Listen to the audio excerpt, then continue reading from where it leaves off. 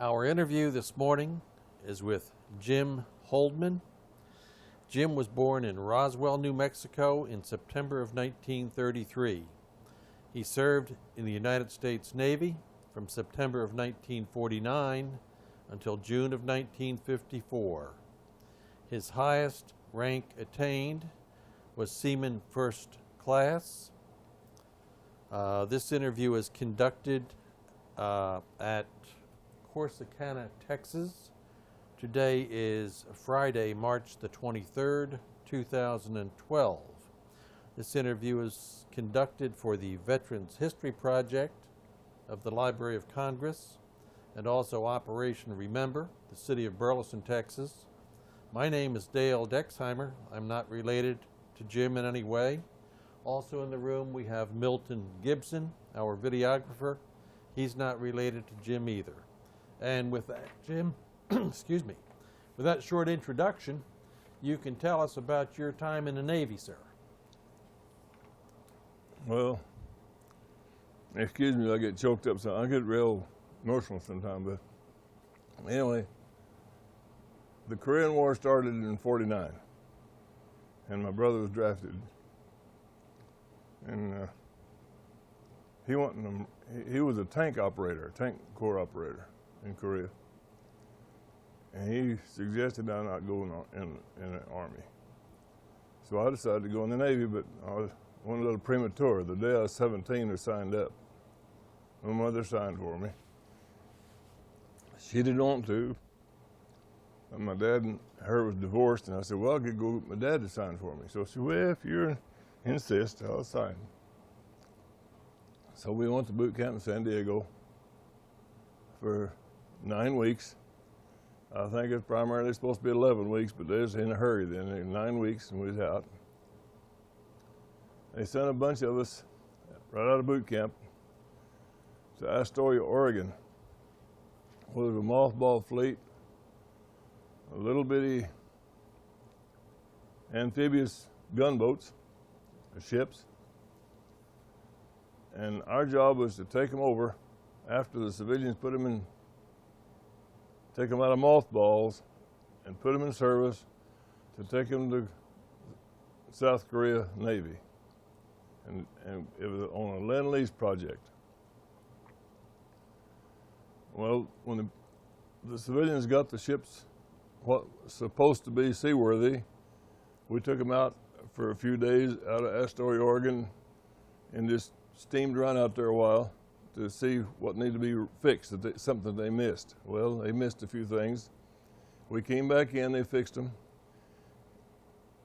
patched them or whatever, and then we went down the coast to San Diego and stayed there a few more weeks while they fixed and patched other things, fuel, food, whatever. And the next one was all the way at 12 knots an hour. 12 knots is what it was, all the way across to San Diego, to Pearl Harbor. Stayed there a couple of weeks, and then we went to Midway Island. Every time we had to fix something, every time, because they'd been out of commission for 5, 6 years. And it was a piece of junk when they started, and they didn't ever get any better. Anyway, we tied them alongside of a pier in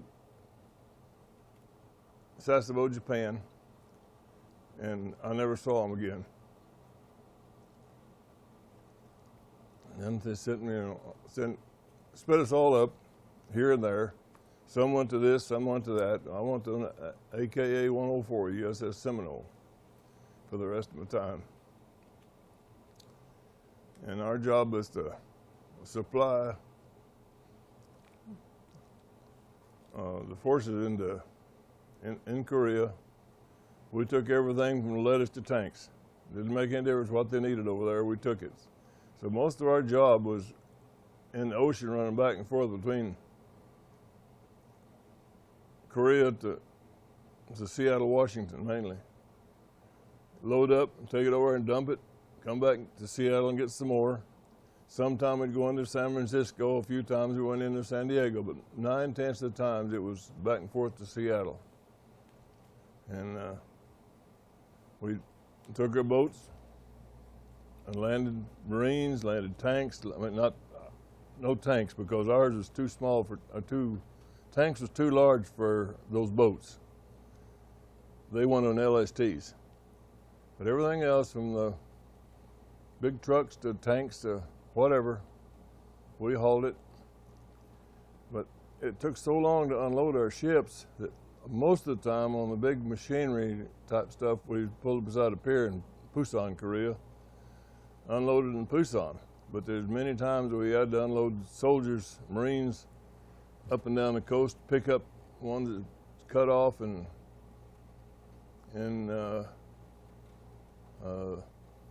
take them back to the States or whatever, take them to hospital ships or whatever. And we just supplied everything they needed, I guess. And 9/10 of the time, or maybe nearly 10/10 of the time, we didn't know where we was at. Us seamen didn't. The officers knew where we was at and what we were doing, but we didn't. We just did what we was told and going, you know. That's just part of it. And other than that, I don't know what else to say. It's just back and forth across that ocean. I don't know how many times we went back and forth across through the Aleutian Islands. One time we was going back over there, and they said we'd run out of chicken, and all of a sudden chickens showed up, and we figured it was all seagulls. We didn't know. We did everything anybody did. All the soldiers and the Marines always talk about all the good things they did, but most of them forget to say how it got there. LSTs and our ships of our different kinds of APAs, AKAs, and this and that is what got them there. Now, what we did in the Navy is obsolete. Everything now that we did then is done by helicopter now. Airplane, ships, or whatever. But the LSTs, I think, and the AKAs and the landing craft is all mothballs are cut up for scrap. You know. Let's go back to the start here, Jim. You were born and grew up in Roswell. Mm-hmm. Family have a farm there or something? No, the family migrated there back before the turn of the century from wherever. They all came in horse and buggies and wagons. And my mother's family was pretty big, kids and all, and they walked most of the time here and there, followed that wagon around. But they lived downtown. We didn't ever have, mother and dad never had anything. My dad and mother divorced when I was 9 years old. He was a road builder. He helped build highways all over New Mexico and Colorado. But as far as having anything, our family never had anything. Like a lot of folks back then. Mom signed for you, so you went to 9 weeks of boot camp. Mm-hmm. Went to boot camp in San Diego? That's right. Had you ever been away from Roswell before? That's right. How'd you get to San Diego? Well, at that time, the Korean War was getting wound up, and you took a train for different recruiters or stations of embarkment or whatever, all the way from North Carolina all the way to Los Angeles. And this big long train would stop and pick up 30 here and 40 there and whatever, all the way across the nation. The Marines is in part of the train, and the Navy is in the other part of the train, who was, recruits to be. And I think our Albuquerque was the last stop. From there on, they took us right into Los Angeles. But it's been stopping along every big city, all up and down the line. Train didn't stop in Roswell. You had to No, go over had to to go to Albuquerque. Albuquerque. That's where I was swore in Albuquerque. There's a big Navy hospital there, and we was all swore in Albuquerque. How'd you get to Albuquerque? On the bus. Mm-hmm. Okay, from Roswell. From Roswell on the bus, and then got on the train. We took a physical in Albuquerque, and the physical we took was a dandy. They'd feel your wrist and say, "Well, this is warm. We'd take him. He's all right. He's still warm." and that was it. You know, we didn't have much physical. They wanted cannon fodder. We called it cannon fodder. Had you ever been on a train before? No. The train, did you have a sleeping berth or No, just seats? Well, maybe the ones from the East Coast might have had sleeping berths because they were on there a long time. From Albuquerque on, we didn't need a sleeping berth. We wouldn't just overnight, and I think the next morning we was in Los Angeles. Okay. I think. But so after it left Albuquerque, I think you said, but I missed it. After it left Albuquerque, it was a straight run all the way to L.A. If it stopped again, I don't remember it. It might have stopped in Phoenix, okay. but I don't remember. I don't think it ever stopped. This 17-year-old boy from Roswell, this is pretty big stuff. Okay. 9 weeks at boot camp. Were you used to getting up at 5 o'clock in the morning? Well, yeah. Actually, we didn't have a family problem, don't get me wrong, except my mother couldn't afford me. I hadn't lived at home since I was 14. So I had a job in, on dairy, worked on dairy from 14 to 17. Up early in the morning, out to see them old girls, and out to see them every afternoon. Okay. You went up to Astoria, Oregon. I guess that's on the Columbia River? That's right. It's the mouth of the Columbia River where it dumps out into the ocean. Okay. I understand that's really rough out there. Oh, Lord, they tell me that that's supposed to be some of the roughest water in the world because the Columbia River is so huge, it has such water in it, that when it mixes that salt water, it makes this. Okay. And it's tough. Going in and out of there, that's where it sent us to what little boat school we had, was trying to learn how to get in and out of that ocean from the, up and down to Columbia. That's and the rest of the boat school we had was, after we got on AKA, they kind of took us in hand, and in other words, they showed us the mechanics of it in Astoria, but actually boat training was actually on the AKA. We didn't have that much boat training. these little boats that you were taking out of mothballs. They're The ships, LSSL. LSSL. LSSL. They're barely big enough to be called a ship. The biggest part of them, anything smaller than that, is a boat. They tell us the difference. A boat is anything can be picked up by a crane and set on a ship. If it's too large to be picked up by a crane and put on a ship, that's a ship. Okay. And it's seaworthy enough to go across the ocean. A lot of landing craft, a lot of amphibious critters are seaworthy, except they don't have enough fuel tanks to get across the ocean. And these did barely. We had to stop 3 times on the way, but we got across the ocean. How long was this LSSL? I don't remember. He dug it up on the as far as the size and I don't remember. That was a long time half ago. the length of an LST? Less than half, Less than that? and less than half the width. Okay. Little fellas. Okay.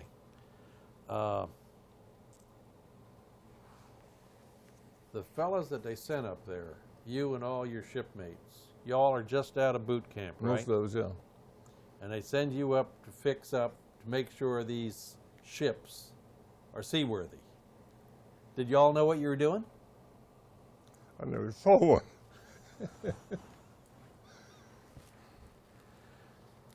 So they put you on this thing, you fire up the engines. Well, actually, the civilians did most of the work before we got, as we was there. Okay. But they had civilians come in and do all of the things that had, most of the things that had to be done, and we was to operate them. We learned. I didn't know I don't know where the bridge was, you know, anything like that. But we learned. How long did it take you to get from Astoria down to Where'd you go? San Diego? San Diego. How long did that take you? 9 days. 12 knots. Had you ever been seasick? No, never did. All of us, that's amazing because landlubber never got seasick. But anyway, we learned well off by some of the old timers that the best thing to do is carry a box of soda crackers everywhere we went. Every seaman in the world had a box of soda crackers in the locker. With that, because all that is water sloshing around in there, and just keep it soaked up with crackers, and you're all right. But I was glad I didn't ever get seasick. You said old timers. When you got on this LSSL, did you have one or two old timers? Yes, there was a few rated people, that is petty officers, that had been there, had to have somebody to guide us along, you know. And they pretty well took us in tow and showed us what to do and what not to do. We didn't do much of it. We just did everything we did was wrong for a long time, but we got there. You go from San Diego to Pearl Harbor to Midway. That's right. And then Sasebo was the next. And that's where. How far is that? 7,000 miles? Oh Lord, I don't know. Long way. At least 7,000 miles. Did when you left San Diego until you got to Pearl, anything happen in that? I mean, these boats are just out of mothballs. Mm-hmm. Engine run all the way over there, or did it stop maybe? A few of them stopped and went in on what happened. And when they went to Pearl Harbor, some went in with one propeller, but then they worked on them in Pearl Harbor and got them ready to go again. But ours run pretty well all the way across. It didn't ever give any trouble. Very little, the one I was on. One thing was, I don't know if it's worthy to talk about or not, but the ocean out there gets real beautiful blue way down. There was this great, big, humongous blue shark showed up beside our boat one time, our ship. He was just there. We nicknamed him George. There was 15 ships in this bunch. Radio contact between the ships. Well, George is over here today. George is over here at 96. George is at 90. George at 12. And so I guess he was eating the trash they thrown over from the galley or something. I don't know, but he's just always there. And the biggest thing I thought there was a whale. Instead of a shark, is a monster. And didn't bother anybody. We just always looked. There was George, always right down there, and you can nearly reach down and touch him. He with you for 3 or 4 days? All across the ocean, just about. All the way? All the way from nearly. He got into us probably a day out of San Diego, and he was still with us when he pulled in Pearl Harbor. I'll be darned. Wow. Just went along with us. Wow.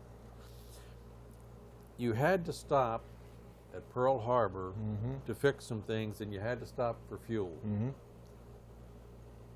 Fresh water ever get to be a problem on those ships? Well, yes and no. He didn't take too many baths, saltwater baths. Saltwater? Okay. And they gave you a little fresh water to rinse with. Other than that, it was just salt water. Did this ship have an evaporator? I don't think so. If No? it did, it didn't work. Okay, so the fresh water you had in the tanks, that was what That you was all it. had. Okay. That taking a saltwater shower, a little tough to get a little lather, was it? It's nasty, sticky. And it has regular salt water soap. I don't recommend it. You know, but there was enough fresh water usually to wash off the sticky stuff. And Was the water heated? Did you have hot I water? think so. I think it was heated. Yeah. Okay. That's a long time ago. You know. Midway. I don't think many ships stopped at Midway, did they? Well, yes and no. That's the reason that the Japanese and Americans fought so hard to get Midway, because it was Midway from between everywhere, and both sides wanted it for a refueling station. That was important for the war effort in the Second World War, is to get Midway. The reason Japanese wanted it so bad, and it's the reason we wanted it so bad, because it was Midway. It's a little bitty island. The airstrip goes on the ocean on both ends. That's how small the island is. And if you try to land a big airplane at high tide, it wasn't a good job. But low tide had enough. It went into the runway right in the water on both ends. How big? Okay.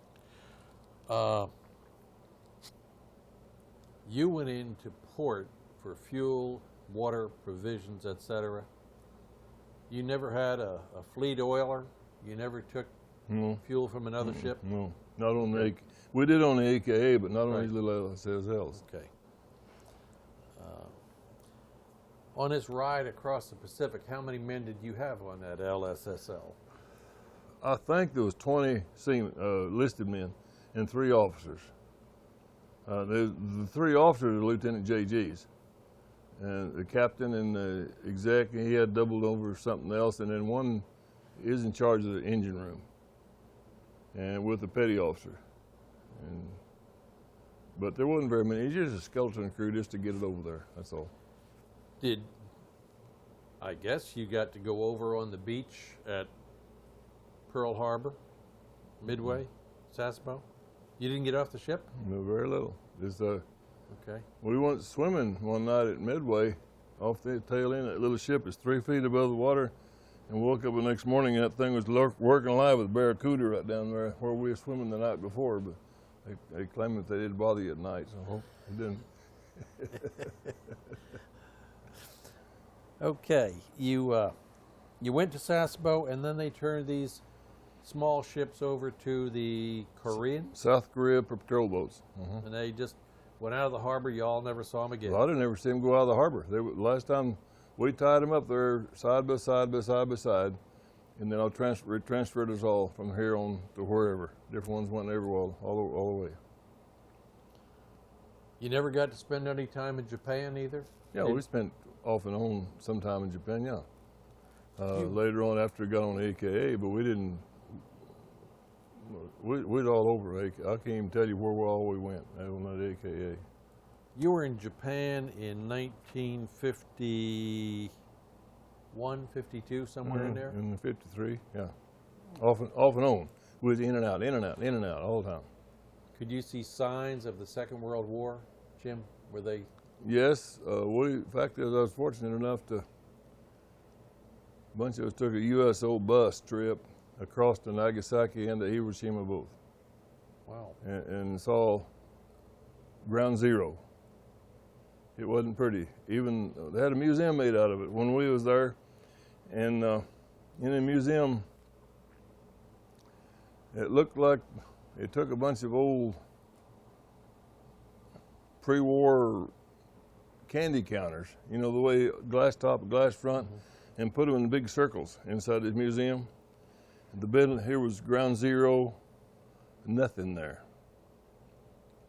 200 feet out, there might be a Coke bottle all wadded up in a wad, you know, melted. A quarter mile out, a mile out. So everything was in a big circle from Ground Zero in this museum. And then you could see all, I don't remember which one it was. It was looked like an old steel mill or something that was just melted metal, and they hadn't touched it. Just the big old I-beams and the crane, what you know, run on the rails, was just like it was. They didn't want to touch it. It was part of the museum, I mean, but it was I imagine it's still that way today because it just showed the twisted metal, and it was over a mile away from Ground Zero. You ever have any contact with any of the Japanese people when you went on this tour, or? Well, there was a Japanese guide going through there telling us, you know, and they still wasn't very happy with us. I guess that's what I was wondering, if they showed any signs. Yeah, they did, but they didn't. I mean, what can you say? It was over, you know. Okay. Let's go on to your AKA 104, and that was Seminole? The USS Seminole. Okay. AKAs are named after Indian tribes? Indian tribes. Okay. There was 3 of us went together multiple places. If I remember right, the name of the other 2 was the Winston and the Salem, and then the Seminole. Seemed like where one of us went, all 3 of us was together. All 3 ships was together for years, you know. And then sometimes they split up, go here and there, but most of the time, wherever one bunch went, the other was with them. Just hauling cargo. And what did you do on the AKA, Jim? Well, our secondary battle station was a loader on a twin 40 millimeter. Okay. Did you say somewhere in the last day or two, were you a coxswain? I was boat coxswain on LCM. Okay. Mm-hmm. So when you put troops, when you landed troops in Korea, did you drive one of those small boats? Oh yeah.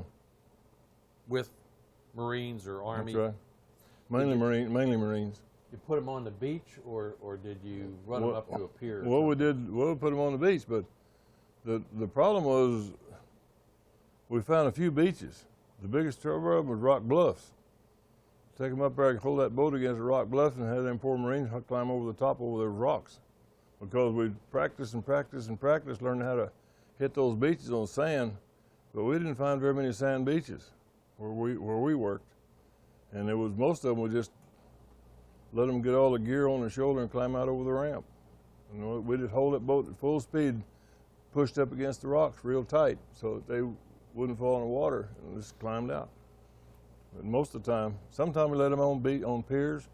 Most of the time, though, it'll depend on the operation. Like I say, we told you before, we didn't know where we was at. We'd just peon seamen in there, and all we did, we did what they told us to do. You said, there's some guys cut off up here, go pick them up and bring them back. We did that, and we didn't know if we was in North Korea or South Korea or Alabama. We didn't have any idea where we was at. That taking a small boat like that and holding it up against those rocks took a lot of skill. That took a little. Well, you learn how to do it. Did you have some tide or anything moving you back and forth? Well, you have to learn how to run those boats. See, the LCMs have 2 motors and 2 propellers. Okay. And the controls is a handle up here on top, high speed and everything. And you could reverse one motor and send the other one forward. If it tried to twist around sideways and tries to twist the other way, you reverse them again, see? And you can hold them, you can handle them. Somebody, after you've been around a while, you can learn how to handle them and walk. You can walk them sideways. You can do a lot of things with them. Yeah, in open water, you could spin that. You could just do donuts. Reversing one motor and putting the other one forward. Okay. There's Gray Marine. There's Gray Marine diesel. At that time, it's the same engine Greyhound buses used, but there's water cooled. Call them Gray Marine diesel. I think they're made by General Motors, I think. You mentioned that you spend a little time in the Aleutians. Well, but it's back and forth through the Aleutians. We didn't. Okay. That's the route they took from. You look at a globe, a map. It's the short. It's the shortest route. Go across the northern Japan, and then the Seattle over the northern route. If you take it and go around, it's about a third further.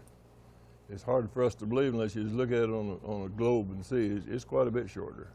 Northern Pacific, you have some pretty bad weather up there? The biggest part of the bad weather we had was close to that Oregon coast back in there. But we did go through a couple of typhoons, different places here and there. You steam right into them. A big ship, as big as it was, it would turn over if you passed a certain degree of list. And so orders was, when the typhoon showed up, was all to leave the harbors and head into the storm, right straight into it. And it got pretty rough a few times. You mentioned you carried everything from lettuce to tanks, whatever. Mm-hmm. So you had a reefer, you had a refrigerated unit on this AK? They had, everything, whatever they needed over there. But the biggest part of the smaller perishables they bought in Japan, bought from the Japanese people. So we didn't have to haul too much out across the ocean. But mainly ammunition, new trucks, and when they took a truck over and a tank or whatever, they didn't only bring the truck and the tank, the men that operated them, the drivers, the mechanics, and everything went with the truck or with the tank or whatever. So we had a lot of crew on there besides them. So you had berthing spaces for all those guys somewhere below decks? Yeah, just right along with us. And they would, during the day, I suppose, they go down and fool around with the equipment. Tinker with, and we, those holes are 6 deep. And I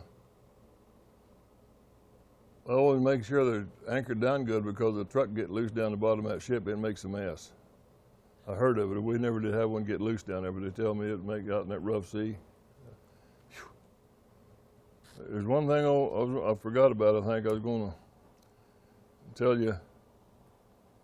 After the war was over, after it's all over, they kept us there for nearly 6 months, hauling Red Chinese prisoners back up to Incheon and turning them loose. You hauled them from where were they hauled them? Japan? No, it was a little island down there, a series of islands down the southern tip of Korea called Koji. Koji-do. You might have heard it in the history book. Koji-do. It's where they had tens of thousands of Chinese and North Korean prisoners down there. And after the war was over, we were supposed to have a prisoner swap. That was the biggest heartbreaker I ever saw. Those little prisoners, Chinese prisoners, little short, fat guys, would pick up maybe a shipload of prisoners and take them north. And it's supposed to be a man prisoner swap. We might get a half a dozen, maybe 2 dozen poor old froze up GIs. And some dead, some half dead, some should have been dead. And that's what we got for a prisoner swap. And then go back down there and get these little guys that we took good care of. You'd take a couple thousand up and get a couple dozen back? A couple of dozen back, something like that. Wow. It depends on, every time is different. But what they did, our ship, now, Richard is involved in this too, in his LST. They took our ships to Sasebo and actually had civilian Japanese come in there and build chicken coops. That's all there was, up and down the cargo holds of our ship, and put these Chinese prisoners in these chicken coops. And that's where they stayed until we delivered them into Sasebo. Just, 2-inch wide chicken wire in two-by-4s. That's all, they kept them in there. How long would they have been on board? 3-4 days, a week? A week, probably, sometimes. It depends on how long it took them, get them all. First off, they didn't want to get on our ship, and they didn't want to go home because it was against their religion kind of to get captured in the first place. And they knew they wasn't going to have a very good reception when they got home. But the worst thing was the Turks.